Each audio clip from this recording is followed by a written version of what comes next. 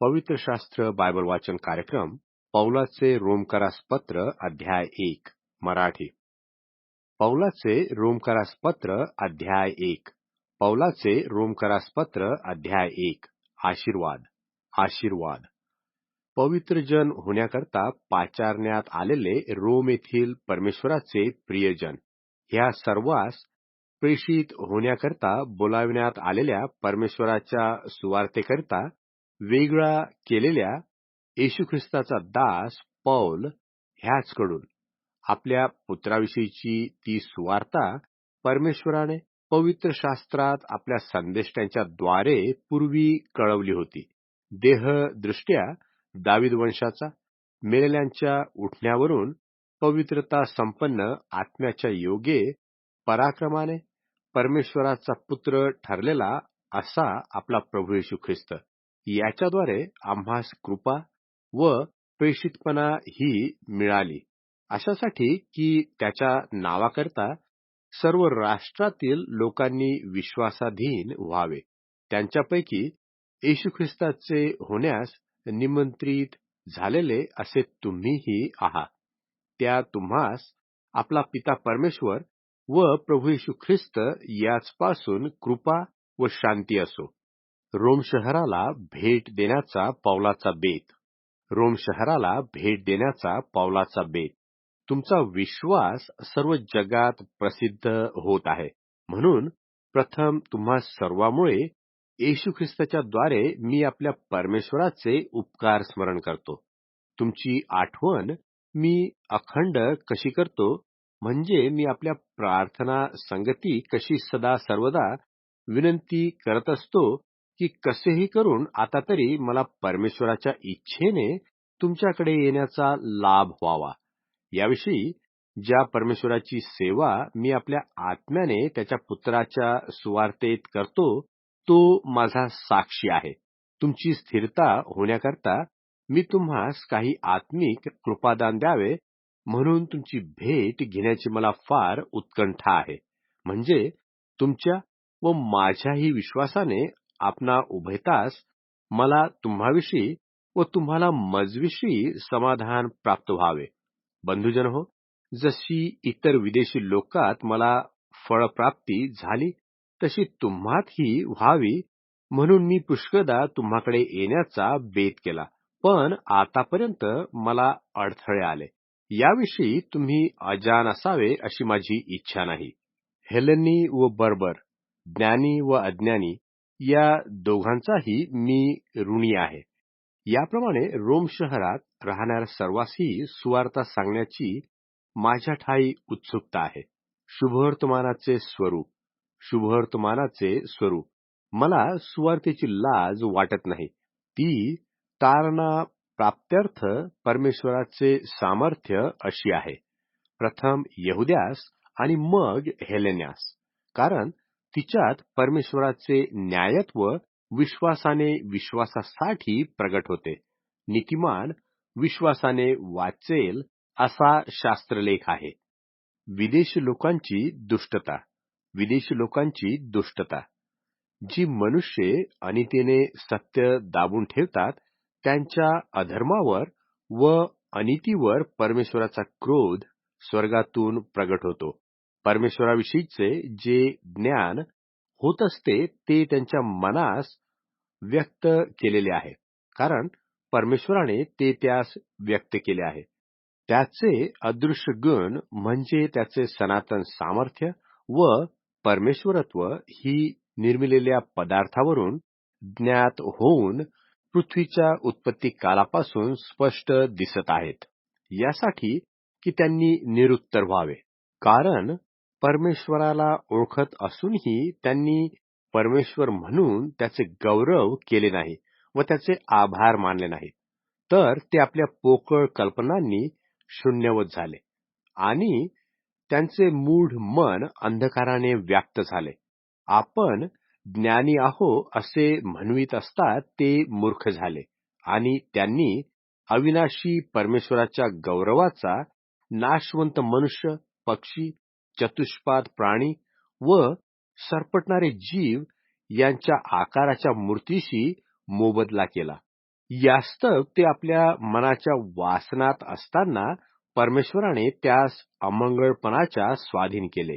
ह्यामुळे त्यांच्यामध्ये त्यांच्या शरीराचा अवमान झाला.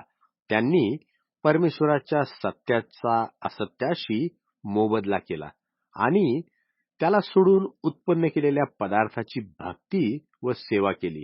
तो उत्पन्नकर्ता युगानयुग धन्यवादित आहे. आमेन. यामुळे परमेश्वराने त्यास निंद्य मनोभावनांच्या स्वाधीन केले. त्यांच्यातल्या स्त्रियांनी स्वाभाविक व्यवहार सोडून विपरीत व्यवहार धरला. तसेच पुरुषांनीही स्त्रियाबरोबरचा स्वाभाविक व्यवहार सोडून परस्परे काम संतप्त होऊन पुरुषांनी पुरुषाबरोबर अनुचित कर्म केले आणि त्यांच्या भ्रांतीचे योग्य प्रतिफल त्यांनी आपल्या ठायी भोगिले. ज्या अर्थी परमेश्वराचे संपूर्ण ज्ञान प्राप्त करून घेण्यास ते मान्य झाले नाहीत, त्या अर्थी परमेश्वराने त्यास अनुचित कर्मे करण्यास भ्रष्ट अशा मनाच्या स्वाधीन केले. सर्व अनिती, दुष्टपणा, लोभ, वाईटपणा यांनी ते भरले होते. हेवा, हत्या, कलह, कपट, कुबुद्धी यांनी ते पूर्ण असे होते. ते चहाड, निंदक, परमेश्वर द्वेष्टे, उद्धट, गर्विष्ठ, आत्मश्लाघी, कुकर्म, कल्पक, मातापितरांची अवाज्ञा करणारे, बुद्धिहीन, वचनभंग करणारे, ममताहीन, निर्दय असे होते. जे असे आचरण करतात ते मरणास योग्य आहेत, असा परमेश्वराचा नियम त्यास ठाऊक असताही ते स्वतः ती कामे करतात. इतकेच केवळ नव्हे तर तसे आचरण करण्यास त्यांची संमतीही आहे. पवित्र शास्त्र बायबल वाचन कार्यक्रम रोमकरासपत्र अध्याय 2 मराठी. रोमकरासपत्र अध्याय 2. रोमकरासपत्र अध्याय 2. यहुदी सुद्धा दोषी आहेत. यहुदी सुद्धा दोषी आहेत. हे मानवा, जो तू न्यायनिवाडा करतोस तो तू कोणीही असलास तरी तू निरुत्तर आहेस. ज्याविषयी तू दुसऱ्यांचा न्याय करतोस त्याचविषयी तू स्वतःला अन्यायी ठरवतोस. कारण न्यायनिवाडा देणारा तू तीच कर्मे करतोस. पण आपल्याला ठाऊक आहे की जे अशी कर्मे करतात त्याच विरुद्ध परमेश्वराचा न्याय सत्यानुसार होतो. तर हे मानवा, जो तू अशी कर्मे आचरणाऱ्यांचा न्यायनिवाडा करीत असून तीच स्वतः करतोस, तो तू परमेश्वराचा न्याय चुकवशील असे तुला वाटते काय? किंवा परमेश्वराची दया तुला पश्चाताप करावयास लावणारी आहे हे न समजता त्याचे दयाळुत्व, क्षमा व सहनशीलता ही विपुल असल्यामुळे त्याचा अवमान करतोस काय? आपला हट्ट व पश्चातापहीन अंतःकरण यास अनुरूप तू जो क्रोधाचा व परमेश्वराचा यथार्थ न्याय प्रगट होण्याचा दिवस, त्या दिवसाचा क्रोध आपणासाठी साठवून ठेवतोस, तो प्रत्येकाला ज्याच्या त्याच्या कर्माप्रमाणे फळ देईल. धीराने सत्कर्म करीत राहून जे गौरव, सन्मान व अविनाशिता यासाठी खटपट करतात त्यास तो सार्वकालिक जीवन देईल. परंतु जे तट पाडणारे आहेत व सत्याला न मानता अधर्माला मानतात त्याचवर क्रोध व कोप, संकट व क्लेश ही येतील. म्हणजे दुष्कर्म करणारा मनुष्य प्रथम यहुदी आणि मग हेल्लेनी अशा प्रत्येकाच्या जीवावर ती येतील. पण प्रत्येक सत्कर्म करणारा प्रथम यहुदी आणि मग हेल्लेनी यास गौरव, सन्मान व शांती ही मिळतील. कारण परमेश्वराजवळ पक्षपात नाही. ज्यास नियमशास्त्र नाही अशा जितक्यांनी पाप केले तितकेही नियमशास्त्र नाही तरी नाश पावतील. आणि नियमशास्त्र असता जितक्यांनी पाप केले तितक्यांचा न्याय नियमशास्त्राने होईल. नियमशास्त्र श्रवण करणारे परमेश्वराच्या दृष्टीने नीतिमान आहेत असे नाही, तर नियमशास्त्राप्रमाणे आचरण करणारे नीतिमान ठरतील. ज्यास नियमशास्त्र नाही असे विदेशी लोक जेव्हा नियमशास्त्रात आहेत ते स्वभावतः करतात तेव्हा त्यास नियमशास्त्र नाही तरी ते आपल्या स्वतःस नियमशास्त्रच आहे. म्हणजे ते नियमशास्त्रातील आचार आपल्या अंतःकरणात लिहिलेले दाखवितात. त्यांचे मनही त्यास साक्ष देते आणि त्यांचे एकमेकाविषयीचे विचार दोष लावणारे किंवा दोषमुक्त करणारे असतात. ज्या दिवशी परमेश्वर माझ्या सुवार्तेप्रमाणे येशू ख्रिस्ताच्या द्वारे मनुष्यांच्या गुप्त गोष्टींचा न्याय करील, त्या दिवशी निर्णय होईल. तुला यहुदी हे नाव आहे. तू नियमशास्त्राचा आश्रय धरितोस व परमेश्वराविषयी अभिमान बाळगतोस. तुला त्याची इच्छा कळते आणि नियमशास्त्राच्या श्रवणाने शिक्षण मिळाल्यामुळे जे श्रेष्ठ ते पसंत करतोस. नियमशास्त्रात मला ज्ञानाचे व सत्याचे स्वरूप मिळाले आहे, म्हणून मी आंधळ्याचा वाटाडी, जे अंधारात आहेत त्यांचा प्रकाश, अल्पबुद्धी लोकांचा शिक्षक, बाळकांचा गुरु आहे, अशी तुझी खात्री आहे. असा जो तू दुसऱ्यास शिकवतोस तो तूच स्वतःला शिकवित नाहीस का? जो तू चोरी करू नये अशी घोषणा करतोस तो तूच चोरी करतोस का? जो तू व्यभिचार करू नये असे सांगतो तो तूच व्यभिचार करतोस का? जो तू मूर्तीचा विटाळ मानतोस तो तूच देवळे लुटतो काय? जो तू नियमशास्त्राचा अभिमान बाळगतोस तो तूच नियमशास्त्राच्या उल्लंघनाने परमेश्वराचा अपमान करतोस काय? तुम्हामुळे विदेशी लोकात परमेश्वराच्या नावाची निंदा होत आहे, असा शास्त्रलेख आहे. जर तू नियमशास्त्राप्रमाणे करतोस तर सुनतेचा उपयोग आहे, परंतु नियमशास्त्राचे उल्लंघन करणारा असलास तर तुझी सुनता बेसुनता अशी झाली आहे. तर मग बेसुनती मनुष्याने नियमशास्त्राचे नियम पाळले तर त्याची बेसुनता सुनता अशी मोजण्यात येईल की नाही? शास्त्रलेख व सुनता तुझ्या बाजूला असताना जो तू नियमशास्त्राचे उल्लंघन करणारा आहेस, त्या तुझा न्याय जो जातीने बेसुनती वर्गातला असून नियमशास्त्र पाळतो तो करणार नाही काय? कारण जो बाहेरून यहुदी तो यहुदी नव्हे आणि देहाची जी बाहेरून होते ती सुनता नव्हे, तर अंतरी जो यहुदी तो यहुदी होय आणि आध्यात्मिक दृष्ट्या जी अंतःकरणाची व्हावयाची ती सुनता होय. शास्त्र लेखाप्रमाणे व्हावयाची ती नव्हे. अशांची प्रशंसा मनुष्यापासून नव्हे तर परमेश्वरापासून व्हावयाची. रोमकरासपत्र अध्याय 3 मराठी. रोमकरासपत्र अध्याय 3. रोमकरासपत्र अध्याय 3. आक्षेपांना उत्तरे. तर मग यहुद्यांची श्रेष्ठता ती काय आणि सुनतेचा लाभ तो काय? सर्व बाजूंनी पुष्कळच आहे. प्रथम हे की परमेश्वर वचने त्यास सोपवलेली होती. कित्येकांनी विश्वास ठेवला नाही तरी काय झाले? त्यांच्या विश्वासहीनतेमुळे परमेश्वराची विश्वसनीयता व्यर्थ होईल काय? असे न हो. त्यापेक्षा परमेश्वर खरा ठरो आणि प्रत्येक मनुष्य खोटा असा हो. शास्त्रलेख म्हणतो की तू आपल्या वचनात नीतिमान ठरावे आणि तुझा न्याय होत असता तुला जय मिळावा. तरी पण आपल्या अनीतीमुळे परमेश्वराचे नीतिमत्व स्थापित होते, तर यावरून काय म्हणावे? परमेश्वर जो शासन करता तो अनीतिमान आहे असे म्हणावे काय? मी मानवी व्यवहाराप्रमाणे बोलतो. असे न हो. असे झाले तर परमेश्वर जगाचा न्याय कसा करील?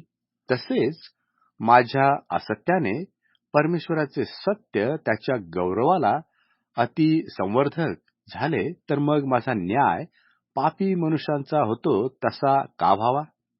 बरे होण्यासाठी आपण वाईट करूया असे का म्हणू नये? आम्ही असेच म्हणतो.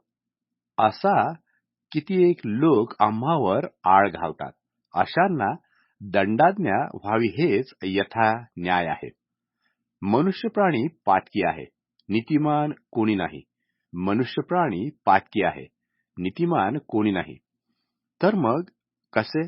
आपण श्रेष्ठ आहो काय? मुळीच नाही. कारण यहुदी व हेलेनी ही उभयता पापवश आहेत असा आरोप आम्ही सर्वावर अगोदरच ठेवला आहे. शास्त्रलेख म्हणतो, नीतिमान कोणी नाही, एक देखील नाही. जाणता कोणी नाही, परमेश्वराचा शोध करणारा कोणी नाही. सर्व बहकले आहेत, ते एकंदर निरुपयोगी झाले आहेत. सत्कर्म करणारा असा कोणी नाही, एकही नाही. त्यांचा घसा केवळ उघडे थळे आहे.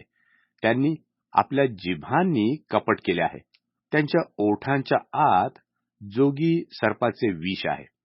त्यांचे तोंड शापाने व कडूपणाने भरले आहे. त्यांचे पाय रक्तपात करण्यास उतावळे आहेत. त्यांच्या मार्गात विध्वंस व विपत्ती आहेत. शांतीचा मार्ग त्यांनी समजून घेतला नाही. त्यांच्या डोळ्यापुढे परमेश्वराचे भय नाही. आपल्याला ठाऊक आहे की नियमशास्त्र जे काही सांगतं ते शास्त्राधीन असलेल्या लोकांस सांगतं, यासाठी की प्रत्येक तोंड बंद व्हावे व अवघे जग परमेश्वर दंडास प्राप्त व्हावे. त्याचसमोर कोणीही मनुष्य नियमशास्त्रातील कर्मांनी नीतिमान ठरणार नाही, कारण नियमशास्त्राच्या द्वारे पापाचा बोध होतो. ख्रिस्तावरील विश्वासाच्या द्वारे नीतिमत्व प्राप्ती. ख्रिस्तावरील विश्वासाच्या द्वारे नीतिमत्व प्राप्ती. आता नियमशास्त्र विरहित असे जे परमेश्वराचे नीतिमत्व ते प्रगट झाले आहे, त्यास नियमशास्त्राची व संदेष्टाची साक्ष आहे. हे परमेश्वराचे नीतिमत्व येशू ख्रिस्तावरील विश्वासाच्या द्वारे सर्व विश्वास ठेवणाऱ्यासाठी आहे. त्यात भेद नाही, कारण सर्वांनी पाप केला आहे आणि परमेश्वराच्या गौरवाला ते अंतरले आहेत. ते ख्रिस्त येशूने खंडणी भरून प्राप्त केलेल्या तारणाच्या द्वारे परमेश्वराच्या कृपेने मोबदल्या वाचून नीतिमान ठरतात. त्याच्या रक्ताने विश्वासाच्या द्वारे प्रायश्चित्त होण्यास परमेश्वराने त्याला पुढे पाठविले, यासाठी की पूर्वी झालेल्या पापांची परमेश्वराच्या सहनशीलतेने उपेक्षा झाल्यामुळे त्याने आपले नीतिमत्व व्यक्त करावे. आपले नीतिमत्व सांप्रतकाळी असे दाखवावे की आपण नीतिमान असावे आणि येशू ख्रिस्तावर विश्वास ठेवणाऱ्याला नीतिमान ठरविणारे असावे. तर मग फुशारकी मारणे कोठे? ती बाहेरच्या बाहेर राहून गेली. कोणत्या प्रकारच्या नियमाने? कर्माच्या काय? नाही, तर विश्वासाच्या नियमाने. यावरून मनुष्य नियमशास्त्रातील कर्म वाचून विश्वासाने नीतिमान ठरतो असे आपण मानतो. परमेश्वर केवळ यहुद्यांचाच आहे काय? विदेशी लोकांचाही नव्हे काय? हो, आहे.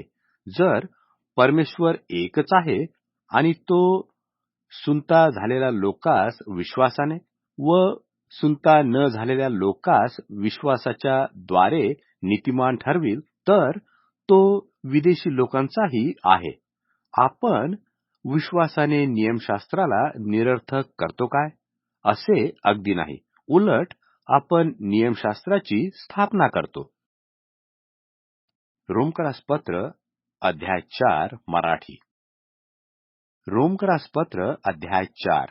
रोमकरास पत्र अध्याय 4. अब्राहामाचे उदाहरण. अब्राहामाचे उदाहरण. तर मग आपला पूर्वज अब्राहाम याने देह स्वभावाने काय मिळवले म्हणून म्हणावे? अब्राहाम कर्मांनी नीतिमान ठरला असता तर त्याला अभिमान बाळगण्यास कारण असते, तरी परमेश्वरासमोर नसते. शास्त्र काय सांगते? अब्राहामाने परमेश्वरावर विश्वास ठेवला आणि हे त्याला नीतिमत्व असे मोजण्यात आले. आता मजुराची मजुरी ऋण अशी गणली जाते, मेहरबानी अशी नाही. पण कर्म न करता अधर्म्याला नीतिमान ठरविणाऱ्यावर विश्वास ठेवणाऱ्याचा विश्वास नीतिमत्व असा मोजण्यात येतो. ह्याप्रमाणे ज्या मनुष्याकडे परमेश्वर कर्मा वाचून नीतिमत्व मोजतो त्याचा धन्यवाद दावीदही करतो. तो असा, ज्यांच्या अपराधांची क्षमा झाली आहे व ज्यांच्या पापांवर पांघरूण घातले आहे ते धन्य. ज्या मनुष्याच्या हिशेबी प्रभू पापाचा दोष लावत नाही तो धन्य. हे आशीर्वचन सुनता झालेल्या लोकास किंवा सुनता न झालेल्या लोकासही आहे. विश्वास हा अब्राहमाकडे नीतिमत्व असा गणला होता असे आपण म्हणतो. तो कसा गणला गेला? तो सुनता झालेले असताना किंवा सुनता न झालेले असताना. सुनता झालेले असताना नव्हे, तर सुनता न झालेले असताना. आणि सुनता न झालेले असताना त्याच्या असलेल्या विश्वासावरून जे नीतिमत्व, त्याचा शिक्का अशी सुनता ही खून त्याला मिळाली. यासाठी की जे सुनता न झालेले लोक असता विश्वास ठेवतात, त्या सर्वांचा त्याने बाप व्हावे, पिता व्हावे. म्हणजे त्यांच्याकडेही नीतिमत्व मोजले जावे. त्याने सुनता झालेल्या लोकांचा बाप व्हावे. पण ज्यांची सुनता झालेली आहे त्यांचाच केवळ नव्हे, तर आपला बाप अब्राहम बेसुनता असता त्याचा जो विश्वास होता त्याला अनुसरून चालणाऱ्यांचाही व्हावे. कारण तू जगाचा वारीस होशील हे वचन अब्राहमाला व त्याच्या संततीला नियमशास्त्राच्या द्वारे नव्हते, तर विश्वासावरून जे नीतिमत्व त्याच्याद्वारे होते. नियमशास्त्रावलंबित जर वारीस होतात तर विश्वास निरर्थक झाला आहे आणि परमेश्वर वचन ही व्यर्थ झाले आहे. नियमशास्त्र क्रोधाला कारण होते, कारण की जेथे नियमशास्त्र नाही तेथे उल्लंघनही नाही. या कारणास्तव ते कृपेचे असावे म्हणून विश्वासाने झाले. यासाठी की ते वचन अवघ्या संततीला म्हणजे नियमशास्त्रावलंबी इस्मालाही केवळ नाही, तर जो अब्राहम आपल्या सर्वांचा बाप त्याच्या विश्वासाच्या अवलंबी इस्मालाही निश्चित व्हावे.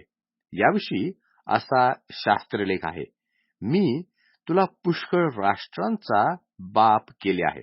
ज्या परमेश्वरावर त्याने विश्वास ठेवला तो परमेश्वर मेलेल्यास जिवंत करतो व जे नाही त्यास ते असल्यासारखी आज्ञा करतो. त्याच्या दृष्टीने तो असा आहे.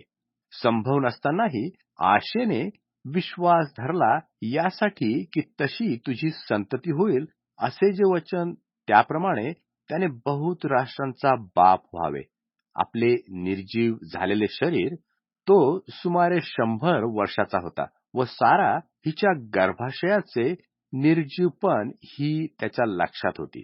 तथापि विश्वासाला दुर्बळता येऊ न देता त्याने परमेश्वर वचनाकडे पाहून अविश्वासामुळे आपली डळमळ होऊ दिली नाही, तर विश्वासाने प्रबळ होऊन त्याने परमेश्वराचे गौरव केले. आपण दिलेले वचन पूर्ण करावयासही तो समर्थ आहे असा त्याचा पूर्ण निश्चय होता. म्हणून ते त्याचकडे मोजण्यात आले. हे केवळ त्यासाठी लिहिले असे नाही, तर ज्या आपल्या प्रभू येशूला आपल्या अपराधामुळे धरून देण्यात आले व आपण नीतिमान ठरावे म्हणून ज्याला पुन्हा उठविण्यात आले, त्याला मेलेल्यातून ज्याने उठविले त्याचवर विश्वास ठेवणाऱ्या ज्या आपणाकडे ते मोजले जाईल त्यासाठीही लिहिले आहे. रोमकरासपत्र अध्याय 5 मराठी. रोमकरासपत्र अध्याय 5. रोमकरासपत्र अध्याय 5. विश्वासाचे परिणाम. विश्वासाचे परिणाम. यास्तव आपण विश्वासाने नीतिमान ठरविलेले आहो, म्हणून आपल्या प्रभू येशू ख्रिस्ताच्या द्वारे आपणास परमेश्वरासमोर असलेल्या शांतीचा लाभ घडो. ज्या कृपेत आपण आहोत तिच्यात त्याच्याद्वारे आपला प्रवेशही विश्वासाने झाला आहे आणि आपण परमेश्वराच्या गौरवाच्या आशेमुळे जयोत्सव करू. असे केवळ नाही, तर संकटातही जयोत्सव करू. कारण आपल्याला ठाऊक आहे की संकटाचा परिणाम धीर हा होतो. धीराचा परिणाम कसाला लागणे, कसाला लागण्याचा परिणाम आशा. आशा मनोभंग करत नाही, कारण आपल्याला दिलेल्या पवित्र आत्म्याच्या द्वारे आपल्या अंतःकरणात देवाच्या प्रीतीचा वर्षाव झाला आहे. ख्रिस्ताच्या मृत्यूत परमेश्वराचे प्रेम प्रगट होते. ख्रिस्ताच्या मृत्यूत परमेश्वराचे प्रेम प्रगट होते. आपण दुर्बळ होतो तेव्हा ख्रिस्त सुसमयी पापी लोकांसाठी मरण पावला. नीतिमान मनुष्यासाठी कोणी मरणारा विरळ. चांगल्या मनुष्यासाठी मरण्यास कदाचित कोणी धाडस करेल. परंतु परमेश्वर आपल्यावरच्या स्वप्रेमाचे प्रमाण हे देतो की आपण पापी असता ख्रिस्त आपल्यासाठी मरण पावला. तर आपण जे आता त्याच्या रक्ताने नीतिमान ठरलो आहोत ते आपण विशेष करून त्याच्याद्वारे परमेश्वराच्या क्रोधापासून तरले जाऊ. आपण शत्रू असता परमेश्वराबरोबर त्याच्या पुत्राच्या मृत्यूद्वारे आपला समेट झाला. तर आता समेट झाला असता त्याच्या जीवनाने विशेष करून आपण तरले जाऊ. इतकेच केवळ नाही तर ज्याच्याद्वारे समेट ही देणगी आपल्यास आता मिळाली त्या आपल्या प्रभू येशू ख्रिस्ताच्या द्वारे आपण परमेश्वराच्या ठायी जयोत्सव करू. आदामाच्या द्वारे मृत्यू, ख्रिस्ताच्या द्वारे जीवन प्राप्ती. आदामाच्या द्वारे मृत्यू, ख्रिस्ताच्या द्वारे जीवन प्राप्ती. ह्या प्रकारे एका मनुष्याच्या द्वारे पाप जगात आले आणि पापाच्या द्वारे मरण आले आणि सर्वांनी पाप केल्यावरून सर्व मनुष्यात मरण पसरले. पाप नियमशास्त्रापूर्वी जगात होतेच, पण नियमशास्त्र नसले म्हणजे पाप मोजण्यात येत नाही. तथापि आदामापासून मोशापर्यंत ज्यांनी आदामाच्या उल्लंघनाच्या प्रकाराप्रमाणे पाप केले नाही त्याचवरही मरणाने राज्य केले. तो तर जो येणार होता त्याची प्रतिमा होता.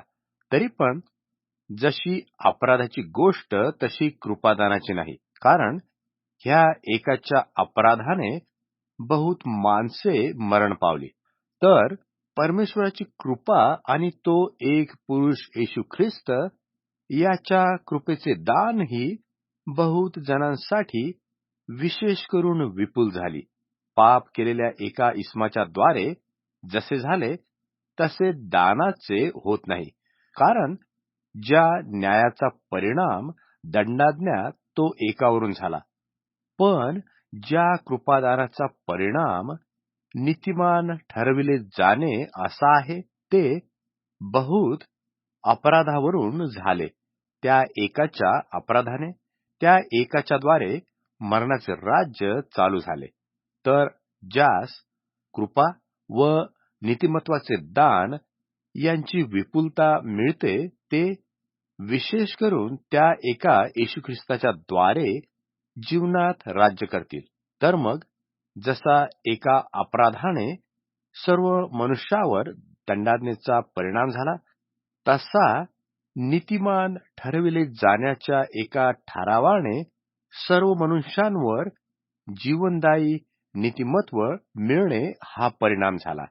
जसे त्या एका मनुष्याच्या आज्ञाभंगाने बहुत जन पापी ठरले तसे ह्या एकाच्या आज्ञा पालनाने बहुत जन नीतिमान ठरतील.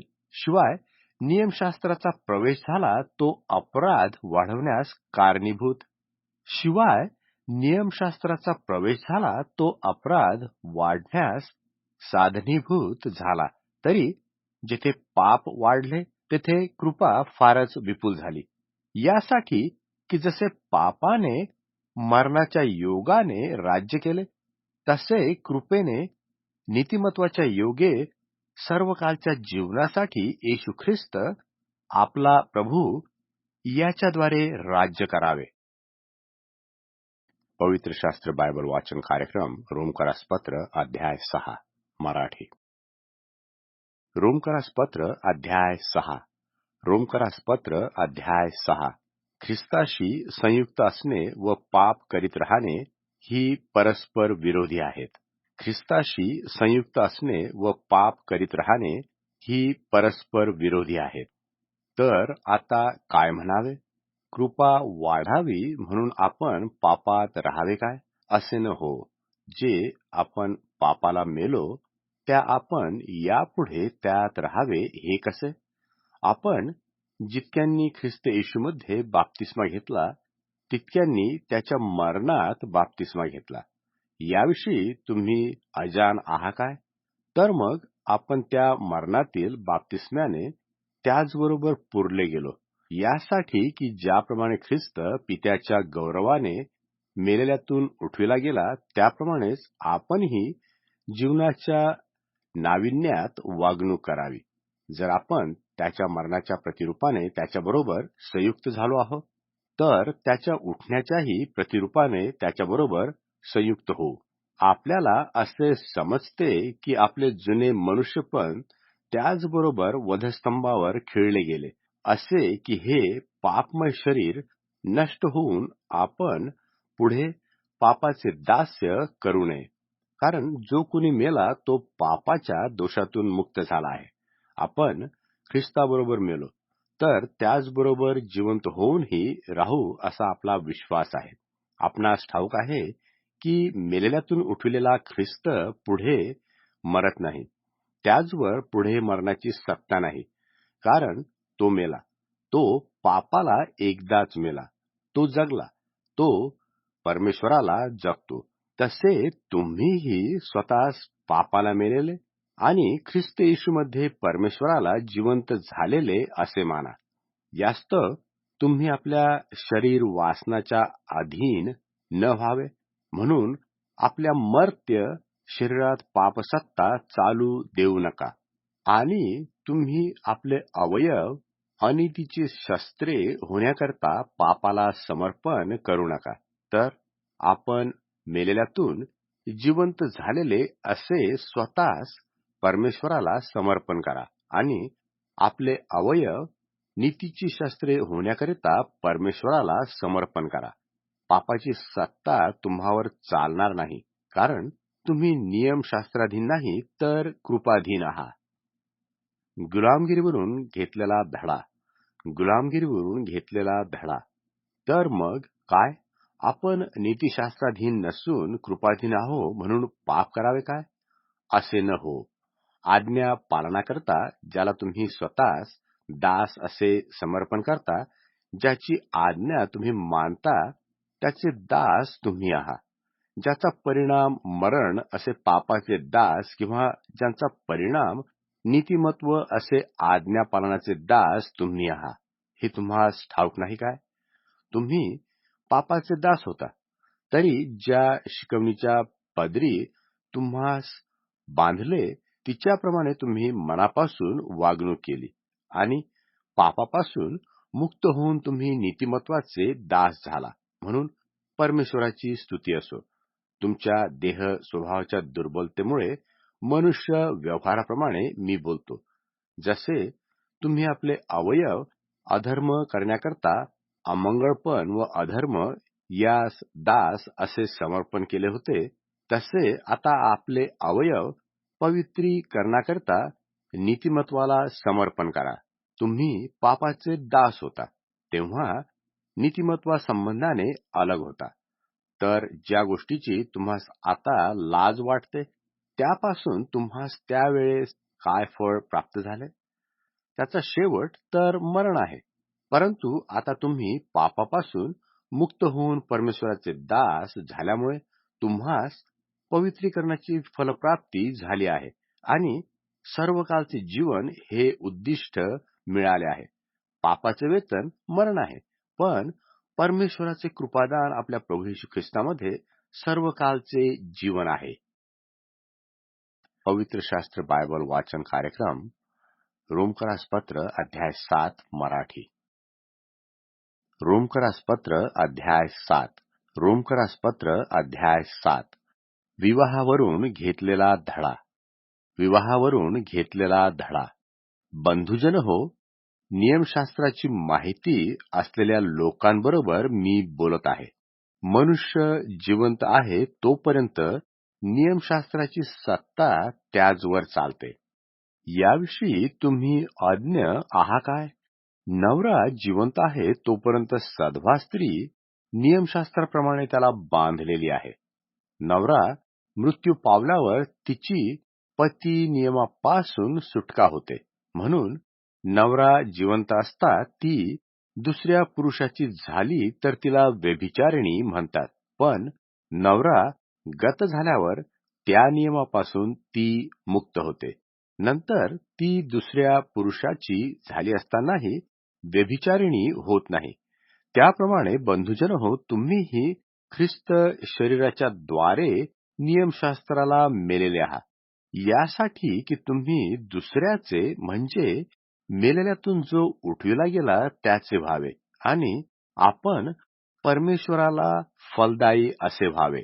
आपण देह स्वभावास अधीन होतो तेव्हा नियमशास्त्राच्या द्वारे उत्पन्न होणाऱ्या पापवासना आपल्या अवयवात मरणाला फळ देण्यासाठी प्रवृत्त होत्या.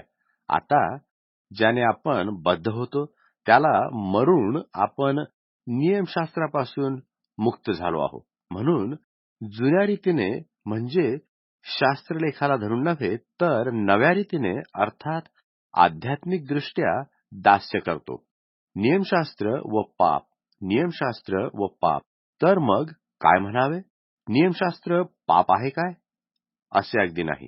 तरी पापाची ओळख नियमशास्त्र वाचून कशानेही मला झाली नसती. लोभ धरू नको असे नियमशास्त्रात सांगितले नसते, तर लोभाचे ज्ञान मला झाले नसते. ह्या आज्ञेच्या योगे पापाने संधी साधून माझ्यात सर्व प्रकारचा लोभ उत्पन्न केला. कारण नियमशास्त्र वाचून पाप निर्जीव आहे. मी नियमशास्त्र विरहित होतो तेव्हा जिवंत होतो, पण आज्ञा देण्यात आल्यावर पाप सजीव झाले आणि मी मृत्यू पावलो. याप्रमाणे ज्या आज्ञेचा परिणाम जीवन तिचाच परिणाम मरण आहे, असे माझ्या अनुभवास आले आहे. कारण पापाने संधी साधून आज्ञेच्या योगे फसविले व तिच्या योगे मला जीवे मारिले. तरी पण नियमशास्त्र पवित्र आहे आणि आज्ञा पवित्र, यथान्याय व उत्तम आहे. तर मग जे उत्तम ते मला मरण असे झाले काय? असे अगदी नाही. पाप ते पाप असे दिसावे म्हणून जे उत्तम त्याच्या योगे ते मला मरणास कारण झाले, यासाठी की आज्ञेच्या योगे पाप पराकाष्ठेचे पापिष्ट व्हावे. मनुष्य प्राण्याच्या दैहिक व आत्मिक भावनांचा लढा. मनुष्य प्राण्याच्या दैहिक व आत्मिक भावनांचा लढा. मनुष्य प्राण्याच्या दैहिक व आत्मिक भावनांचा लढा. आपणाला ठाऊक आहे की नियमशास्त्र आध्यात्मिक रूपाचे आहे आणि मी तर दैहिक पापाला विकलेला असा आहे. कारण जे कर्म मी करतो त्याचे मला ज्ञान नाही. म्हणजे जे माझ्या मनात असतं ते मी करतो असे नाही, तर जे मला द्वेष्य वाटते ते करतो. जे माझ्या मनात नसते ते जर करतो तर नियमशास्त्र उत्तम आहे अशी मी संमती देतो. ह्यावरून ते कर्म मी करतो असे नव्हे, तर माझ्या ठायी वसणारे पाप करते. कारण मला ठाऊक आहे की माझ्या ठायी म्हणजे माझ्या देह स्वभावात काहीही चांगले वसत नाही.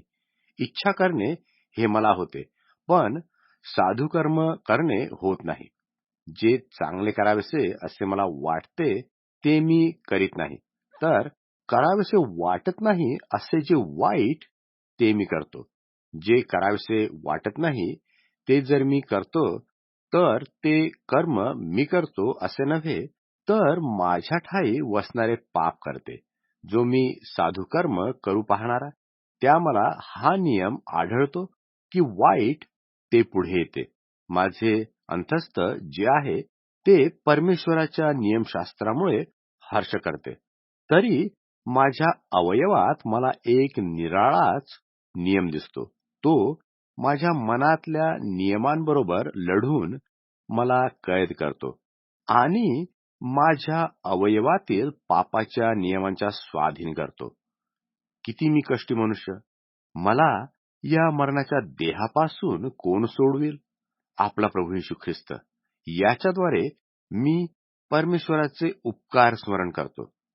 ह्याप्रमाणे मी स्वतः मनाने परमेश्वराच्या नियमांचे दास्य करतो आणि देहाने पापाच्या नियमांचे दास्य करतो. पवित्र शास्त्र बायबल वाचन कार्यक्रम रोमकरासपत्र अध्याय 8 मराठी.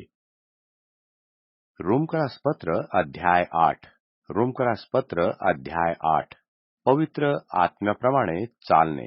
पवित्र आत्म्याप्रमाणे चालणे. यावरून जे ख्रिस्त येशूमध्ये आहेत त्यास आता दंडाज्ञा नाही. जो जीवनी आत्म्याचा नियम आहे त्याने मला ख्रिस्त येशूमध्ये पाप व मरण यांच्या नियमापासून स्वतंत्र केले. नियमशास्त्र देह स्वभावामुळे दुर्बळ असल्याकारणाने जे त्याला असाध्य ते साधण्याकरिता परमेश्वराने आपल्या पुत्राला पापी देहासारख्या देहाने व पापाकरिता पाठविले आणि देहात दंडाज्ञा करून पापाचा मूळ केला. यासाठी की जे आपण देह स्वभावाप्रमाणे नव्हे तर आत्म्याप्रमाणे चालतो त्या आपणामध्ये नियमशास्त्राविहित आचरण परिपूर्ण व्हावे. जे देह स्वभावाचे आहे ते दैहिक गोष्टीकडे चित्त लावतात आणि जे आध्यात्मिक मार्गानुसारी आहेत ते आत्मिक गोष्टीकडे चित्त लावतात. देहाचे चिंतन हे मरण आहे, आत्म्याचे चिंतन हे जीवन व शांती आहे. कारण देहाचे चिंतन हे परमेश्वराबरोबर वैर आहे. ते परमेश्वराच्या नियमशास्त्राच्या अधीन नाही आणि त्याच्याने तसे होवत नाही. जे देहाधीन आहेत त्यांच्याने परमेश्वराला संतुष्ट करवत नाही. परंतु जर परमेश्वराचा आत्मा तुम्हामध्ये वास करतो तर तुम्ही देहाच्या अधीन नाही, आत्म्याच्या अधीन आहात. जर कोणाला ख्रिस्ताचा आत्मा नाही तर तो त्याचा नाही. जर ख्रिस्त तुम्हामध्ये आहे तर पापामुळे जरी शरीर मेलेले आहे तरी नीतिमत्वामुळे आत्मा जीवनमय आहे. ज्याने येशूला मेल्यातून उठविले त्याचा आत्मा जर तुम्हामध्ये वास करतो तर ज्याने ख्रिस्ताला मेलेल्यातून उठविले तो तुम्हामध्ये वास करणाऱ्या आपल्या आत्म्याने तुमची मर्त्य शरीरे जिवंत करील. बंधुजनो, आपण ऋणी आहोत तरी देह स्वभावाप्रमाणे वर्तावयाला देह स्वभावाचे ऋणी नाही. जर तुम्ही देह स्वभावाप्रमाणे वर्तता तर तुम्ही मराल. परंतु जर तुम्ही आत्म्याने शरीराची कर्मे मारून टाकता तर जिवंत राहाल. परमेश्वराचे पुत्र. परमेश्वराचे पुत्र. जितक्यांना परमेश्वराचा आत्मा चालवितो ते परमेश्वर पुत्र आहेत. कारण पुन्हा भीती बाळगावी असा दासपणाचा आत्मा तुम्हास मिळाला नाही, तर ज्याच्या योगी आपण अब्बा बापा अशी हाक मारतो असा दत्तकपणाचा आत्मा मिळाला आहे. तो आत्मा स्वतः आपल्या आत्म्याबरोबर साक्ष देतो की आपण परमेश्वराची लेकरं आहोत. आणि जर लेकरं तर अर्थात वारिसी आहोत, म्हणजे परमेश्वराचे वारीस, ख्रिस्ताबरोबर एकत्रातील वारीस असे आहोत. आपण त्याच्याबरोबर वैभव भोगावे म्हणून त्याच्यासह दुःख भोगितो, तर आपण तसे वारीस आहोत. प्रकट होणारे वैभव. प्रकट होणारे वैभव. तर मग आपल्यासाठी जे गौरव प्रकट होणार आहे त्याच्यापुढे सांप्रत काळाची दुःखे काहीच नाहीत असे मी मानतो. सृष्टी ही अत्यंत उत्कंठेने परमेश्वराच्या पुत्राच्या प्रकट होण्याची अपेक्षा करते. सृष्टी व्यर्थतेच्या स्वाधीन झाली ती आपखुशीने नव्हे, तर ज्याने ती अशी स्वाधीन केली त्यामुळे. सृष्टी स्वतः नश्वरतेच्या दास्यातून मुक्त होऊन तिला परमेश्वराच्या लेकरांची गौरवयुक्त मुक्तता मिळेल ह्या आशेने असे झाले. आपल्याला ठाऊक आहे की संबंध सृष्टी आजपर्यंत कण्हत व वेदना भोगत आहे. इतकेच केवळ नव्हे तर ज्या आपल्याला आत्म्याचे प्रथम फळ मिळाले आहे ते आपणही स्वतः दत्तकपणाची म्हणजे आपल्या शरीराच्या मुक्ततेची वाट पाहत असता आपल्या ठाई कणतो. आपण आशा धरल्याने तरलो. आशा तर प्राप्त झालेल्याची नसते, जे प्राप्त झाले त्याची आशा कोण करील? पण जे प्राप्त झाले नाही त्याची आशा जर आपण धरतो तर धीराने त्याची वाट पाहतो.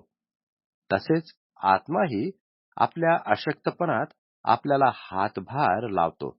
प्रार्थना करावी तशी करावयास आपल्याला समजत नाही, पण आत्मा स्वतः अनिर्वाच्य उच्छ्वासांनी आपल्यासाठी विनंती करतो आणि अंतर्यामे पारखणाऱ्याला त्या आत्म्याचा मनोभाव काय आहे हे ठाऊक आहे, कारण हा आत्मा पवित्र जनांसाठी परमेश्वराच्या मर्जीप्रमाणे विनंती करतो. आपल्याला ठाऊक आहे की परमेश्वरावर प्रीती करणाऱ्यास म्हणजे त्याच्या संकल्पाप्रमाणे बोलाविलेल्यास सर्व काही त्याच्या कल्याणार्थ सहकारी असे होते. कारण ज्यांच्याविषयी त्याला पूर्वज्ञान होते त्यांनी आपल्या पुत्राच्या प्रतिमेप्रमाणे बनावे म्हणून त्याने त्यांना आगाऊच नेमून टाकले. ह्यात हेतू हा की बंधुवर्गात त्याने ज्येष्ठ असे व्हावे. ज्यास त्याने आगाऊ नेमून टाकले त्यास त्याने पाचारण केले, ज्यास पाचारण केले त्यास त्याने नीतिमान ठरविले, आणि ज्यास नीतिमान ठरविले त्यांचे त्याने गौरव केले. परमेश्वराचे प्रेम, परमेश्वराचे प्रेम. तर या गोष्टीवरून आपण काय म्हणावे? परमेश्वर आपणास अनुकूळ असल्यावर आपणाला प्रतिकूळ कोण असणार? ज्याने आपल्या पुत्रास राखून न ठेवता आपणा सर्वांकरिता त्याला दिले, तो त्याचसहित आपल्याला सर्व काही कसे देणार नाही? परमेश्वराच्या निवडलेल्या लोकांवर दोषारोप कोण ठेवील? नीतिमान ठरविणारा परमेश्वर ठेवील काय? दंडाज्ञा करणारा कोण? जो मेला इतकेच नाही तर मेलेल्यातून उठविला गेला, जो परमेश्वराच्या उजवीकडे आणि आपल्यासाठी विनंती करतो, असा जो ख्रिस्त येशू, तो करील काय? ख्रिस्ताच्या प्रीतीपासून आपल्याला कोण विभक्त करील? क्लेश, आपत्ती, छळणूक, उपासमार, नग्नता, संकट किंवा तरवार ही वेगळे करतील काय? असा शास्त्रलेख आहे, तुझ्यामुळे आमचा वध सतत होत आहे. कापावयाच्या मेंढरासारखे आम्हास गणिले आहे.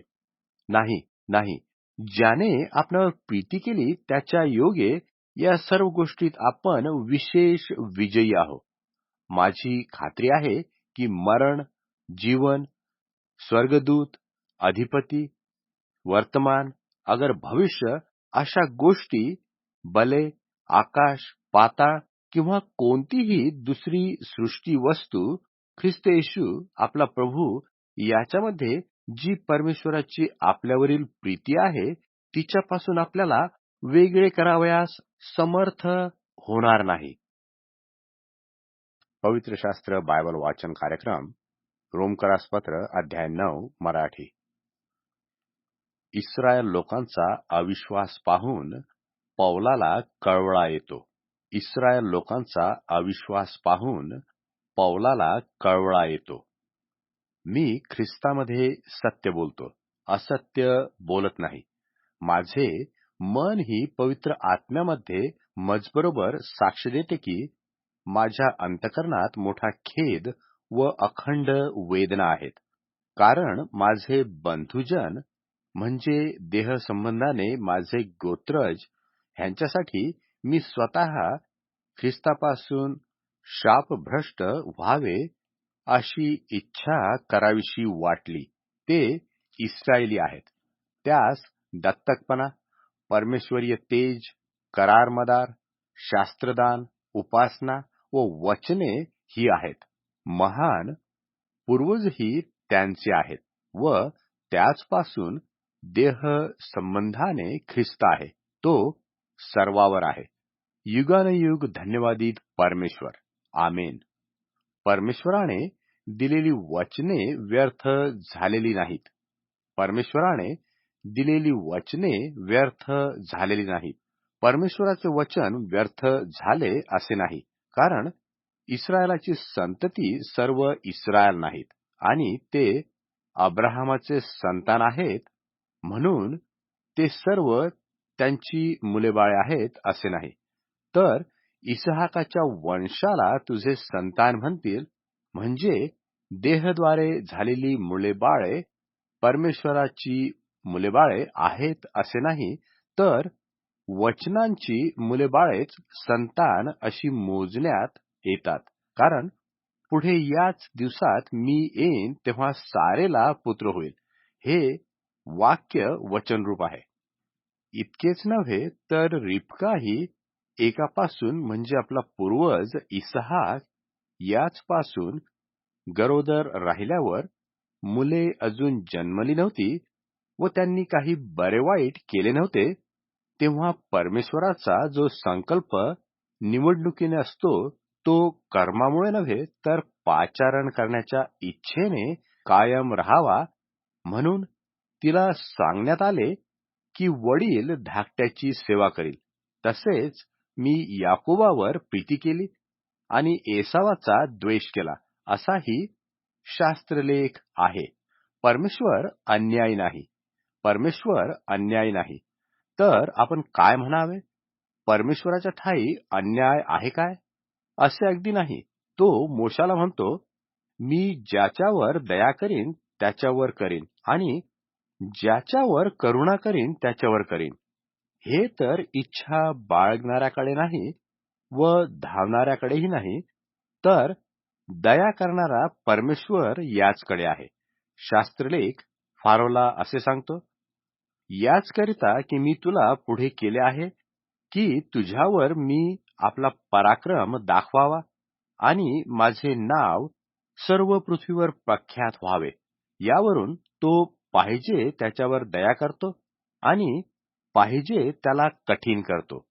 परमेश्वर सर्वाधिपती आहे. परमेश्वर सर्वाधिपती आहे.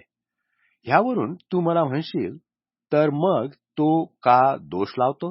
त्याच्या संकल्पाला कोण आड येतो?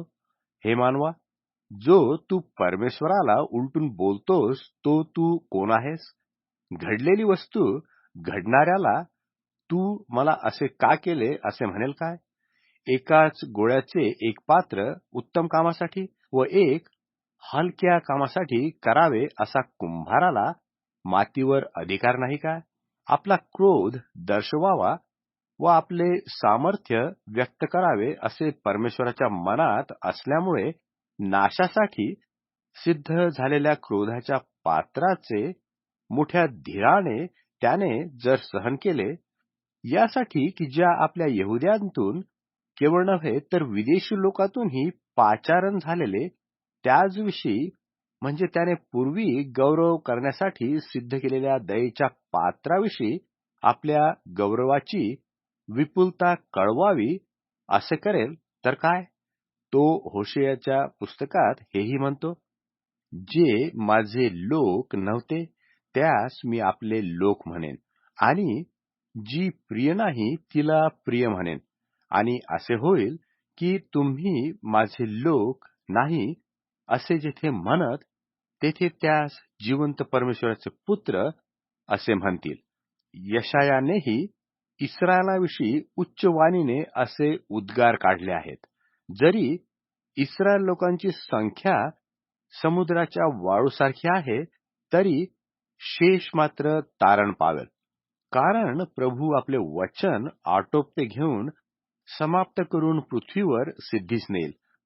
त्याप्रमाणे यशायाने पूर्वीच म्हटले, जर सेनाधीश प्रभूने आम्हासाठी बीज राहू दिले नसते तर आम्ही सदोमासारखे झालो असतो व गमोऱ्याप्रमाणे बनलो असतो. नीतिमत्व प्राप्त न होण्याचे कारण. नीतिमत्व प्राप्त न होण्याचे कारण. तर मग आपण काय म्हणावे?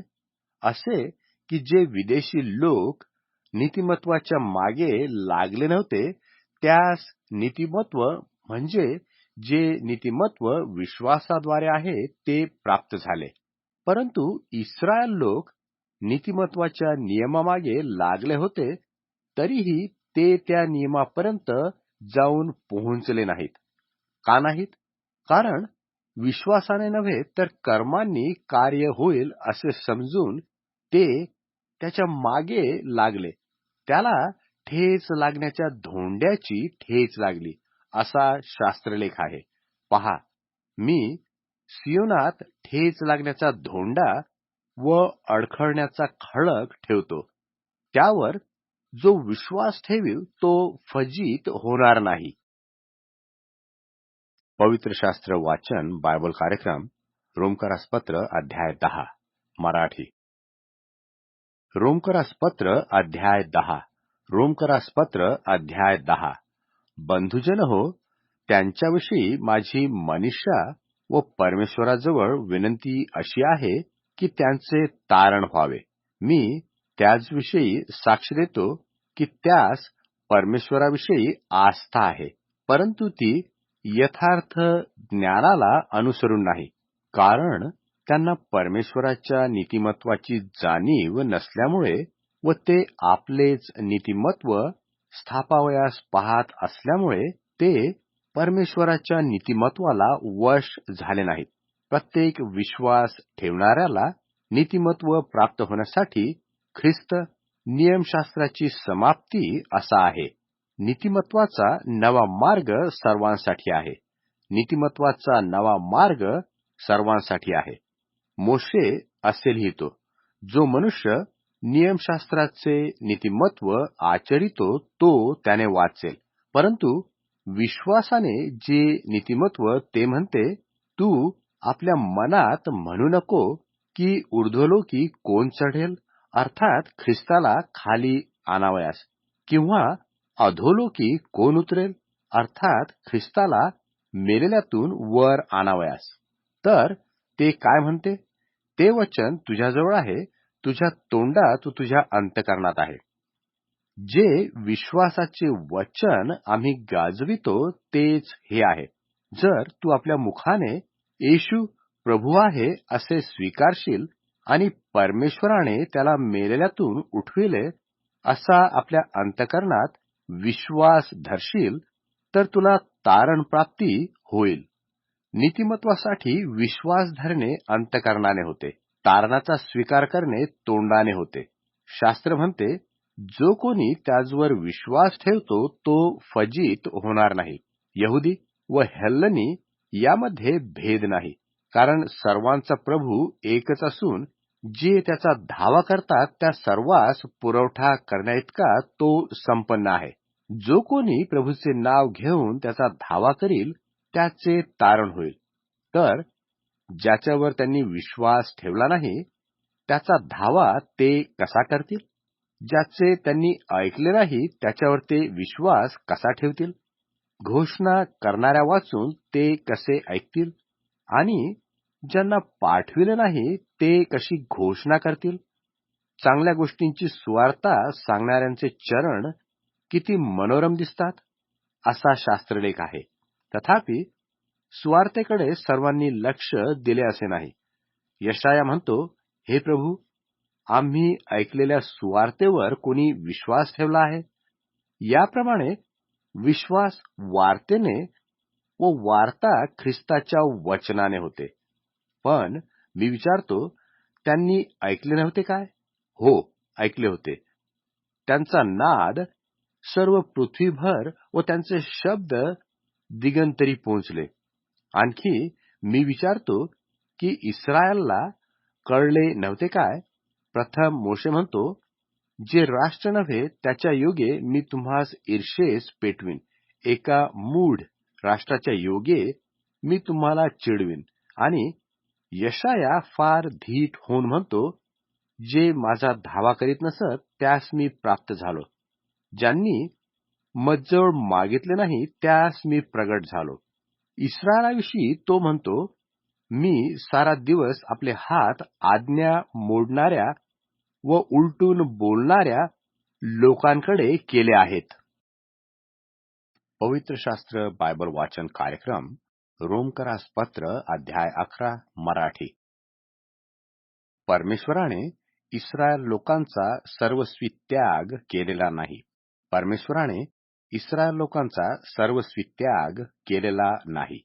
तर मी विचारतो, परमेश्वराने आपल्या लोकास टाकून दिले आहे काय? असे अगदी नाही, कारण मीही इस्रायली, अब्राहमाच्या कुळातला, बन्यामिनाच्या वंशातला आहे. परमेश्वराला ज्याविषयी पूर्व ज्ञान होते त्या आपल्या लोकास त्याने टाकले नाही. एलियाच्या प्रकरणात शास्त्र काय म्हणते हे तुम्हास ठाऊक नाही काय? तो इस्रायलाविरुद्ध परमेश्वराजवळ विनंती करतो, हे प्रभू, त्यांनी तुझ्या संदेष्ट्यास जीवे मारले, तुझ्या वेद्या खणून पाडल्या. मी एकटाच राहिलो आहे आणि माझाही प्राण घ्यायला ते पाहतात. परंतु परमेश्वराचे उत्तर त्याला काय मिळाले? ज्यांनी बालमूर्तीपुढे गुडघे टेकले नाहीत अशी 7,000 मनुष्ये मी आपणासाठी ठेवली आहेत. तसेच आताही कृपेच्या निवडीप्रमाणे शेष राहिले आहे. आणि जर हे कृपेने आहे तर कर्माने नाहीच. असले तर कृपा ही कृपाच नाही. तर काय? जे मिळवण्यासाठी इस्रायल खटपट करीत आहे ते त्यास मिळाले नाही.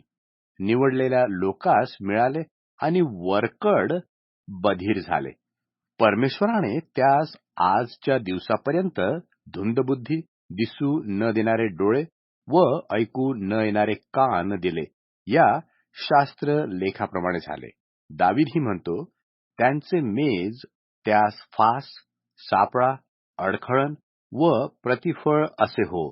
त्यास दिसू नये म्हणून त्यांचे डोळे अंधकारमय होत आणि तू त्यांची पाठ सतत वाकीव. तर मी विचारतो, आपले पतन व्हावे म्हणून ते अडखळले काय? असे अगदी नाही.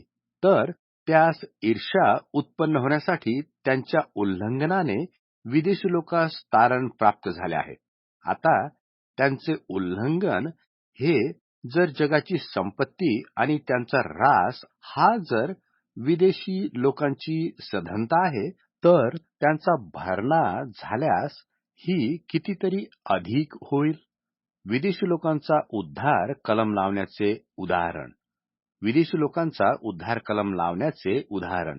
तुम्हा विदेशी लोकास मी हे सांगतो, ज्या अर्थी मी विदेशी लोकांचा प्रेषित आहे त्या अर्थी मी आपल्या सेवेला मोठेपणा देतो, यासाठी की कसेही करून माझ्या जात भाईमध्ये ईर्ष्या उत्पन्न करून त्यांच्यातील कित्येकास तारण प्राप्त व्हावे. कारण त्यांचा त्याग झाल्याने जगाचा समेट होतो, तर त्यांचा स्वीकार झाल्याने मृतावस्थेतून जिवंत होणे याशिवाय काय असेल? प्रथम विभाग पवित्र ठरल्यास कणकेचा गोळाही तसाच ठरेल आणि मूळ पवित्र तर फांद्याही पवित्र आहेत. आता जर काही फांद्या तोडून टाकल्या आणि तू रान जैतून असता त्यांच्या जागी कलमे रुपे लावला गेलास व जैतुनाच्या पौष्टिक मुळाचा भागीदार झालास, तर फांद्याहूनही मी अधिक आहे अशी बढाई करू नको. करशील तर मुळाला आधार तू नाहीस, मूळ तुला आधार आहे, हे लक्षात ठेव. तू म्हणशील की माझे कलम लावावे म्हणून फांद्या तोडून टाकल्या. बरे, अविश्वासामुळे त्या तोडून टाकल्या आणि विश्वासाने तुझी स्थिती अशी झाली, तर अहंकारी न होता भीती बाळग. कारण जर परमेश्वराने मूळच्या फांद्या राखल्या नाहीत तर तो तुलाही राखणार नाही. परमेश्वराची दया व तीव्रता पहा. पतन झालेल्याविषयी तीव्रता आणि तुझविषयी परमेश्वराची दया. पण तू त्याच्या दयेत राहशील तर, नाहीतर तूही छेदून टाकला जाशील. आणि ते अविश्वासात न राहिले तर तेही कलम रुपे लावण्यात येतील, कारण त्यांचे पुन्हा कलम लावण्यात परमेश्वर समर्थ आहे. जे मूळचे रानटी झाड अशा रान जैतुनातून कापून चांगल्या जैतुनात सृष्टिक्रम सोडून तुझे कलम लावले, तर ह्या ज्या त्याच्या मूळच्याच फांद्या त्या आपल्या जैतुनात किती अगत्याने कलम लावण्यात येतील. सर्वावर दया करणे हा परमेश्वराचा अंतिम हेतू आहे. सर्वांवर दया करणे हा परमेश्वराचा अंतिम हेतू आहे. बंधुजन हो, तुम्ही आपणाला शहाणे समजू नये म्हणून या गुजाविषयी तुम्ही अजाण असावे अशी माझी इच्छा नाही. ते हे की विदेशी लोकांचा भरणा आत होईपर्यंत इस्रायल लोक अंशतः बधीर झालेले आहेत. नंतर सर्व इस्रायल लोकांचे तारण होईल असा शास्त्रलेख आहे. मुक्त करणारा सियोनातून येईल. तो याकोबापासून अधर्म दूर करील. जेव्हा मी त्यांची पापे हरण करीन, तेव्हा त्याचबरोबर हाच माझा करार आहे. तुमच्या बाजूने पाहता सुवार्ते संबंधाने ते शत्रू आहेत, परंतु निवडणुकीच्या संबंधाने पूर्वजांमुळे प्रिय आहेत. कारण परमेश्वराला आपल्या कृपादानाचा व पाचरणाचा अनुताप होत नाही. जसे पूर्वी तुम्ही परमेश्वराची अवाज्ञा करीत होता, परंतु आता तुम्हास त्याच्या आज्ञाभंगाने दया प्राप्त झाली आहे. त्याप्रमाणे तुम्हावरील दयेने त्यांनाही आता दया प्राप्त व्हावी, म्हणून त्यांनी आता आज्ञाभंग केला आहे. सर्वावर दया करावी म्हणून परमेश्वराने सर्वांस आज्ञाभंगाच्या स्वाधीन करून ठेवले आहे. आहा! परमेश्वराच्या बुद्धीची व ज्ञानाची संपत्ती किती अगाध आहे. त्याचे निर्णय किती गहन आणि त्याचे मार्ग किती अगम्य आहेत.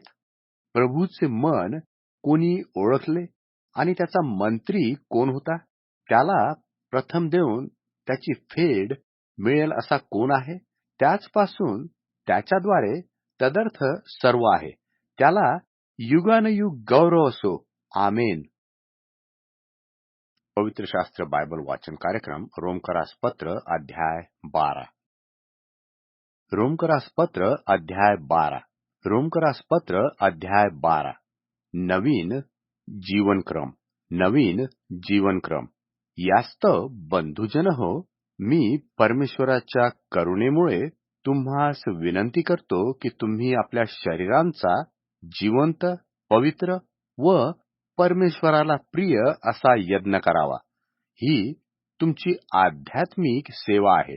या युगाबरोबर समरूप होऊ नका, तर आपल्या मनाच्या नवीकरणाने स्वतःचे रूपांतर होऊ द्या, यासाठी की परमेश्वराची जी उत्तम, ग्रहणीय व परिपूर्ण इच्छा ती काय आहे हे समजून घ्यावे. आध्यात्मिक दानांचा योग्य उपयोग. आध्यात्मिक दानांचा योग्य उपयोग. मला प्राप्त झालेल्या कृपादानावरून मी तुम्हातील प्रत्येकाला सांगतो की मानावयास योग्य त्यापेक्षा स्वतःला अधिक मानू नका, तर परमेश्वराने प्रत्येकाला वाटून दिलेल्या विश्वासाच्या परिणामाप्रमाणे मर्यादेने आपणाला माना. कारण जसे आपणाला एक शरीर असून त्यात पुष्कळ अवयव आहेत, तरी त्या सर्व अवयवांचे कार्य एकच नाही, तसे आपण ख्रिस्तामध्ये एकच शरीर आणि प्रत्येक एकमेकाचे अवयव असे आहो. आपल्याला प्राप्त झालेल्या कृपेच्या मानाने निरनिराळी कृपादाने आहेत, म्हणून परमेश्वरीय संदेश देणे तो विश्वासाच्या परिमाणाने द्यावा. सेवा करताना सेवेत तत्पर असावे. जो शिक्षक आहे त्याने शिक्षण देण्यात, बोध करणाऱ्याने बोध करण्यात तत्पर असावे. दान देणाऱ्याने निष्काम बुद्धीने द्यावे. अधिकाऱ्याने आपले काम आस्थेने करावे. दया करणाऱ्याने ती संतोषाने करावी. ख्रिस्ती जीवनक्रमाचे नियम. ख्रिस्ती जीवनक्रमाचे नियम. प्रीती ढोंगा वाचून असावी. वाईटाचा वीट मानणारे, बऱ्याला चिकटून राहणारे, ममतेने एकमेकावर बंधुप्रीती करणारे, आदर सत्कार करण्यात एकमेकामध्ये पुढाकार घेणारे, आस्थेविषयी मंद नसणारे, आत्म्यात उत्सुक, प्रभूची सेवा करणारे, आशेने हर्षित, संकटात सहनशील, प्रार्थनेत तत्पर, पवित्र जनांच्या गरजा भागविणारे, आतिथ्य करण्यात तत्पर असे व्हा. तुमचा छळ करणाऱ्यास आशीर्वाद द्या. आशीर्वादच द्या, शाप देऊ नका. आनंद करणाऱ्याबरोबर आनंद करा आणि रडणाऱ्याबरोबर रडा. परस्पर एक चित्त असा. मोठमोठ्या गोष्टीवर चित्त ठेवू नका, तर लीनतेच्या गोष्टींनी ओढले जा. आपल्याला शहाणे समजू नका. वाईटाबद्दल वाईट अशी कोणाची फेड करू नका. सर्व मनुष्यासमक्ष सात्विकपणा राखण्याकडे लक्ष ठेवा. साधेल तर सर्व मनुष्यांबरोबर आपणाकडून शांतीने राहा. प्रिय बंधूंनो, सूड उगवू नका, तर परमेश्वराच्या क्रोधाला वाट द्या, कारण सूड घेणे मजकडे आहे, मी फेड करीन असे प्रभू म्हणतो. तुझा शत्रू भुकेला असल्यास त्याला खावयाला दे, तहानेला असल्यास त्याला प्यावयाला पाणी दे, कारण असे केल्याने तू त्याच्या मस्तकावर निखाऱ्यांची रास करशील, असे शास्त्रलेख आहेत. वाईटाने जिंकला जाऊ नको, तर बऱ्याने वाईटाला जिंक. पवित्र शास्त्र वाचन बायबल कार्यक्रम रोमकरास पत्र अध्याय 13 मराठी. रोमकरास पत्र अध्याय 13. रोमकरास पत्र अध्याय 13. अधिकाऱ्यांच्या आज्ञापालनाबाबत सूचना. अधिकाऱ्यांच्या आज्ञापालनाबाबत सूचना. प्रत्येक जणाने वरिष्ठ अधिकारास मान्य असावे, कारण परमेश्वरापासून नाही असा अधिकारच नाही. जे अधिकारी आहेत ते परमेश्वराने नेमलेले आहेत. यास्तव जो अधिकाराला आड येतो तो परमेश्वराच्या व्यवस्थेस आड येतो आणि आड येणाऱ्यास दंड प्राप्त होईल. चांगल्या कामास अधिकाऱ्याची भीती आहे असे नाही, तर वाईट कामास आहे.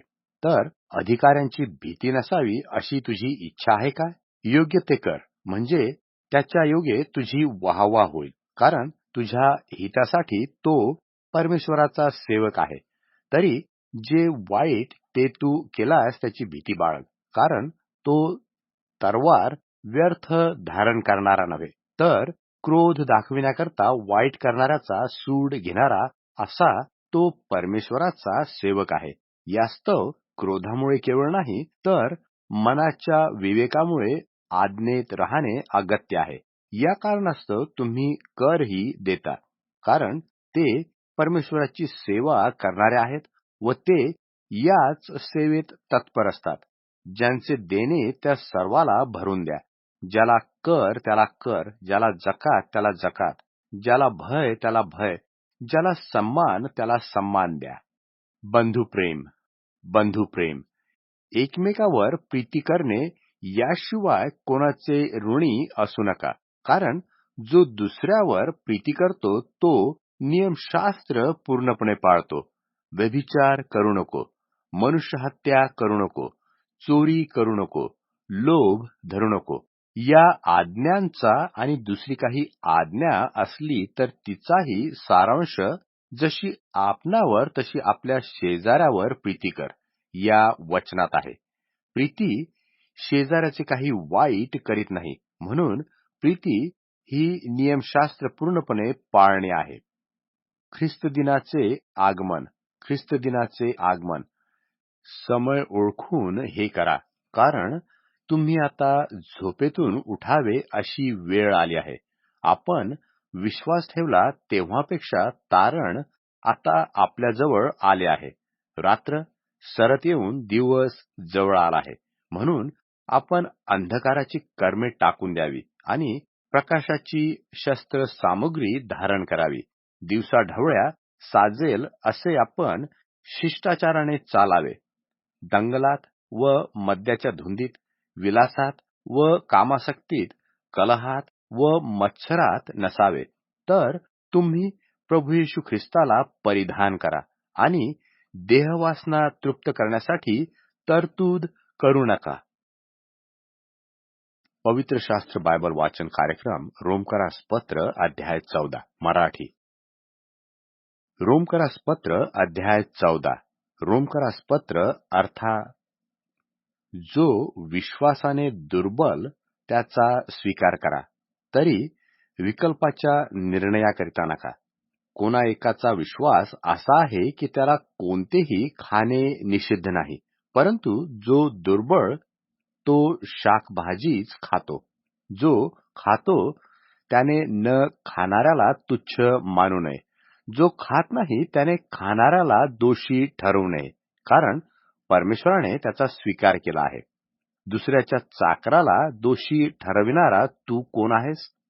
त्याचे स्थिर राहणे किंवा पतन होणे हे त्याच्या धन्याचे पाहणे आहे. त्याला स्थिर करण्यात येईल, कारण प्रभू त्याला स्थिर करण्यास समर्थ आहे. कोणी मनुष्य एखादा दिवस दुसऱ्या दिवसापेक्षा अधिक मानतो, कोणी सर्व दिवस सारखे मानतो. तर प्रत्येकाने आपल्या मनाची पूर्ण खात्री करून घ्यावी. जो दिवस पाळतो तो प्रभूकरता पाळतो, आणि जो खातो तो प्रभूकरता खातो, कारण तो परमेश्वराचे उपकार स्मरण करतो. जो खात नाही तो प्रभूकरता खात नाही, आणि तोही परमेश्वराचे उपकार स्मरण करतो. कारण आपल्यातील कोणी स्वतःकरता जगत नाही आणि कोणी स्वतःकरता मरत नाही. आपण जगतो ते प्रभूकरता जगतो, आणि आपण मरतो ते प्रभूकरता मरतो. म्हणून आपण जगलो किंवा मेलो तरी प्रभूचे आहो. ख्रिस्त यासाठी मृत्यू पावला व पुन्हा जिवंत झाला की त्याने मेलेल्यांचा व जिवंताचाही प्रभू असावे. तर तू आपल्या भावाला दोषी का ठरवतोस, किंवा तू आपल्या भावाला तुच्छ का मानतोस? आपण सर्व परमेश्वराच्या न्यायासनासमोर उभे राहावयाचे आहो. कारण प्रभू म्हणतो, जर मी जिवंत आहे तर मजपुढे प्रत्येक जण गुडघा टेकील व प्रत्येक जिव्हा परमेश्वराचे स्तवन करील, असा शास्त्रलेख आहे. तर मग आपणातील प्रत्येक जण स्वतःचा हिशेब परमेश्वराला देईल. याकरता आपण यापुढे एकमेकाला दोषी ठरवू नये, तर असे ठरवून टाकावे की कोणी आपल्या भावापुढे काही ठेचाड किंवा अडखळण ठेवू नये. मला ठाऊक आहे की प्रभू येशूमध्ये माझी खात्री आहे की कोणताही पदार्थ मूळचा निषिद्ध नाही. तथापि अमुक पदार्थ निषिद्ध आहे असे समजणाऱ्याला तो निषिद्धच आहे. तुझ्या भावाला अन्नामुळे दुःख झाले तर तू प्रीतीने वागत नासा झाला आहेस. ज्यासाठी ख्रिस्त मरण पावला त्याचा नाश आपल्या अन्नाने करू नको. जे तुम्हामध्ये उत्तम आहे त्याची निंदा होऊ नये. खाणे व पिणे यात परमेश्वराचे राज्य नाही, तर नीतिमत्व, शांती व पवित्र आत्म्याच्या द्वारे मिळणारा आनंद ह्यात आहे. अशा प्रकारे जो ख्रिस्ताची सेवा करतो तो परमेश्वराला प्रिय व मनुष्यास पसंत आहे. तर मग जेणेकरून शांती व परस्परांची अभिवृद्धी होईल अशा गोष्टींच्या मागे आपण लागावे. अन्नामुळे परमेश्वराच्या कामाचा मोड करू नका. सर्व पदार्थ शुद्धच आहेत, परंतु जो खाण्यामुळे अडखळतो त्याला ते पाप आहे. मांस न खाणे, द्राक्षरस न पिणे, आणि जेणेकरून तुझा भाऊ ठेचाळतो किंवा अडखळतो अगर अशक्त होतो, ते न करणे चांगले आहे. तुझ्या ठाई जो विश्वास आहे तो तू परमेश्वरासमक्ष आपणाजवळ ठेव. आपणास जे काही पसंत आहे त्याविषयी ज्याला स्वतःचा न्यायनिवाडा करावा लागत नाही तो धन्य. पण संशय धरून जो खातो तो दोषी ठरतो, कारण त्याचे खाणे विश्वासाने होत नाही, आणि जे काही विश्वासाने नाही ते पाप आहे. पवित्र शास्त्र बायबल वाचन कार्यक्रम रोमकरास पत्र अध्याय 15 मराठी. रोमकरास पत्र अध्याय 15. रोमकरास पत्र अध्याय 15. आपण जे सबळ आहोत त्या आपण दुर्बळांची दुर्बळता सोशिली पाहिजे. आपल्याच सुखाकडे पाहू नये.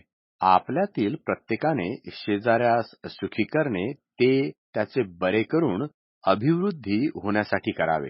कारण ख्रिस्ताने तरी स्वसुखाकडे पाहिले नाही, तर तुझी निंदा करणाऱ्यांनी केलेली निंदा मजुराली या शास्त्रलेखाप्रमाणे झाले. जे काही शास्त्रात पूर्वी लिहिले ते सर्व आपणास शिक्षण मिळवण्याकरता लिहिले, यासाठी की शास्त्रापासून मिळणाऱ्या सहनशीलतेच्या व समाधानाच्या योगे आपल्याला आशा प्राप्त व्हावी. आता सहनशीलता दाखविणारा व समाधान देणारा परमेश्वर असे करो की ख्रिस्त येशूप्रमाणे तुम्ही परस्परे एक चित्त व्हावे, यासाठी की आपल्या प्रभू येशू ख्रिस्ताचा पिता जो परमेश्वर याचे एकमताने व एकमुखाने तुम्ही गौरव करावे. जसा ख्रिस्ताने परमेश्वराच्या गौरवाकरिता आपला स्वीकार केला, तसा तुम्हीही एकमेकाचा स्वीकार करा. मी असे म्हणतो की परमेश्वराच्या सत्याकरिता, म्हणजे पूर्वजास दिलेले वचने खरी करण्याकरिता आणि विदेशी लोकांनी त्याच्या दयामुळे, मी असे म्हणतो की परमेश्वराच्या सत्याकरिता, म्हणजे पूर्वजास दिलेली वचने खरी करण्याकरिता आणि विदेशी लोकांनी त्याच्या दयेमुळे परमेश्वराचे गौरव करावे, याकरिता ख्रिस्त सुनता झालेल्या लोकांचा सेवक झाला.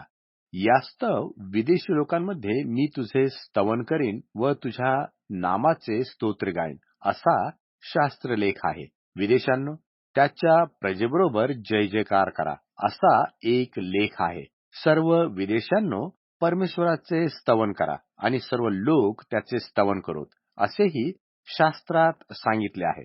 आणखी यशया म्हणतो, इशायाचा धुमार फुटेल, तो विदेशांवर अधिकार करावयास उभा राहील, त्याचवर विदेशी आशा ठेवतील.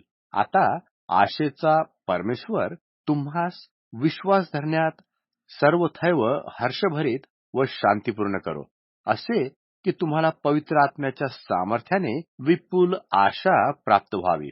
पौलाने प्रशस्तपणे लिहिण्याचे कारण, बंधुजन हो, तुम्ही चांगुलपणाने भरलेले, सर्व ज्ञानसंपन्न व एकमेकास बोध करावयाला समर्थ आहात, अशी तुम्हाविषयी मला स्वतःची खात्री आहे. तरी परमेश्वरापासून मला प्राप्त झालेल्या कृपादानामुळे मी तुम्हाला आठवण देऊन ठिकठिकाणी विशेष प्रशस्तपणे लिहिले आहे. ते कृपादान असे की मी विदेशांसाठी परमेश्वराची सुवार्ता सांगणे हे याजकपण चालवीत ख्रिस्त येशूची सेवा करणारा व्हावे, यासाठी की विदेशी लोक हे अर्पण पवित्र आत्म्याने पवित्र केलेले व सुग्राह्य व्हावे, मान्य व्हावे. यावरून परमेश्वराच्या संबंधाने ख्रिस्त येशूविषयी मला अभिमान आहे. ख्रिस्ताने माझ्या हातून न घडविलेले असे काही सांगण्याचे धाडस मी करणार नाही, तर त्याने विदेशी लोकांची मान्यता मिळवण्याकरता माझ्या शब्दांनी व कृतींनी, चिन्हे व अद्भुते ह्याच्या सामर्थ्याने, पवित्र आत्म्याच्या सामर्थ्याने जे जे घडविले तेच सांगतो.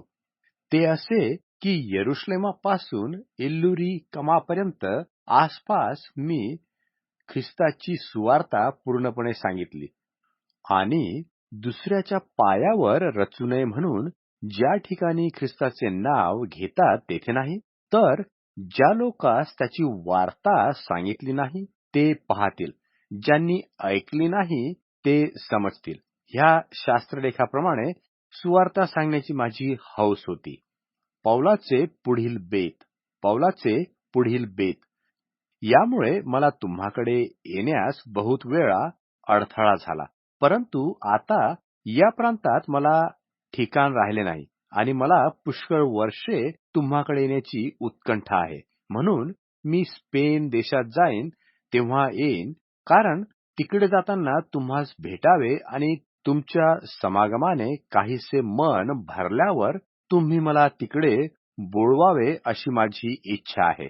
सध्या तर मी पवित्र जनांच्या सेवेतच यरुश्लेमास जातो, कारण यरुश्लेमातील पवित्र जनातल्या गोरगरिबांसाठी मासेदोनिया व अखया यांनी वर्गणी करण्याची मेहरबानी केली आहे. त्यांनी मेहरबानी केली तरी ते त्यांचे ऋणी आहेत, कारण विदेशी लोक त्यांच्या आध्यात्मिक गोष्टीचे अंशभागी झाले आहेत. म्हणून ऐहिक गोष्टीत त्यांची सेवा करण्यास ते त्यांचे ऋणी आहेत.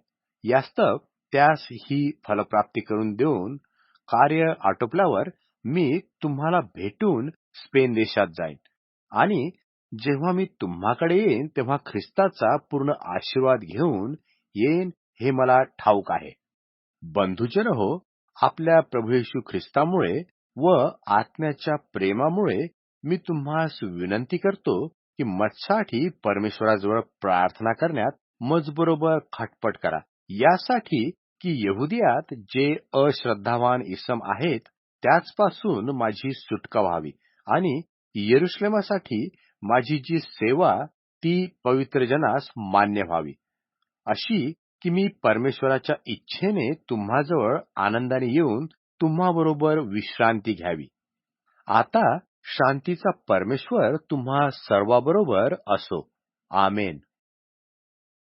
पवित्र शास्त्र बायबल वाचन कार्यक्रम रोमकरास पत्र अध्याय 16 मराठी. रोमकरास पत्र अध्याय 16. रोमकरास पत्र अध्याय 16. पौलाचा मित्र मंडळीला सलाम. पौलाचा मित्रमंडळीला सलाम.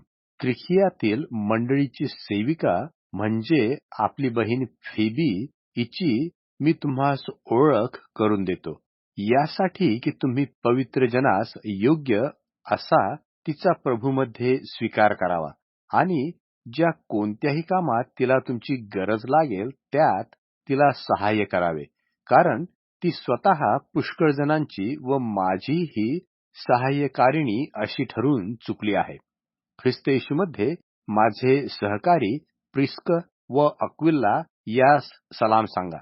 त्यांनी तर माझ्या जीवाकरता आपला जीव धोक्यात घातला. त्यांचे आभार केवळ मीच मानतो असे नाही, तर विदेशी लोकांच्या सर्व मंडळ्याही मानतात. जी मंडळी त्यांच्या घरी आहे तिलाही सलाम सांगा. माझा प्रिय अपैनत ह्याला सलाम सांगा.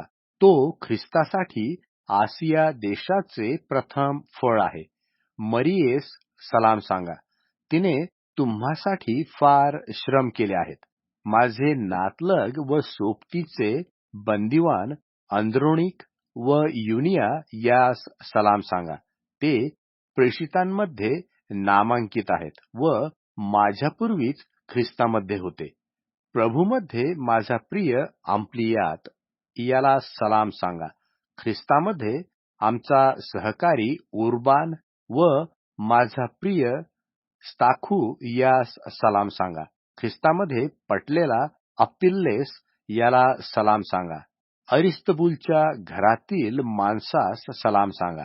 माझा नातलग हेरोदियन याला सलाम सांगा. नार्किसाच्या घरातील माणसे प्रभूमध्ये आहेत त्यास सलाम सांगा. प्रभूमध्ये श्रम करणाऱ्या त्रुफैना व त्रुफोसा यास सलाम सांगा. प्रिय पर्सिस हिला सलाम सांगा. तिने प्रभूमध्ये फार श्रम केले. प्रभूमध्ये निवडलेला रूफ याला आणि मला मातेसमान अशी जी त्याची आई तिलाही सलाम सांगा. अंसुक्रित, फ्लगोन, हर्मेस, पत्रबास, हर्मास यास व त्याचबरोबर जे भाऊ आहेत त्यास सलाम सांगा. फिललग व युलिया, निरिय व त्याची बहीण व ओलुंपास यास व त्याचबरोबर जे पवित्र जन आहेत त्या सर्वांस सलाम सांगा. पवित्र चुंबनाने एकमेकास सलाम करा. ख्रिस्ताच्या सर्व मंडळ्या तुम्हास सलाम सांगतात. आता बंधुजन हो, मी तुम्हास विनंती करतो की तुम्हाला जे शिक्षण मिळाले आहे त्याविरुद्ध जे फुटी व अडखळे आणणारे त्याचवर लक्ष ठेवा आणि त्याचपासून दूर राहा, कारण तसले लोक आपल्या प्रभू ख्रिस्ताची सेवा करीत नाहीत, तर आपल्या पोटाची करतात आणि गोड आणि लाघवी भाषणाने भोळ्यांच्या अंतकरणास भुलवितात.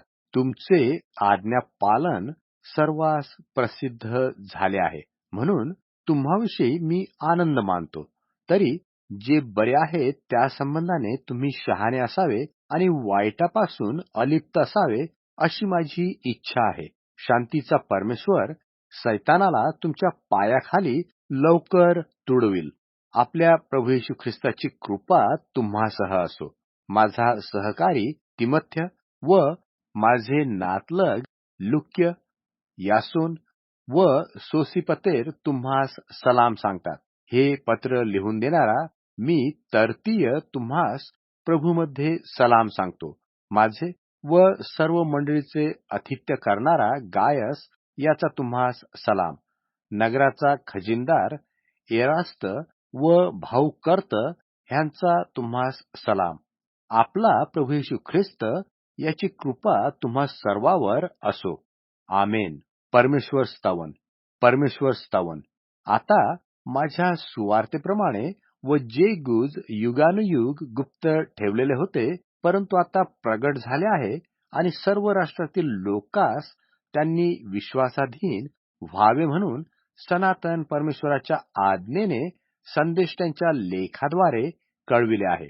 त्या गुजाच्या प्रगटीकरणाप्रमाणे येशू ख्रिस्ताविषयीच्या घोषणेप्रमाणे तुम्हास स्थिर करण्यास समर्थ, जो केवळ एकच ज्ञानी परमेश्वर, त्याला येशू ख्रिस्ताच्या द्वारे युगानुयुग गौरव असो. आमेन.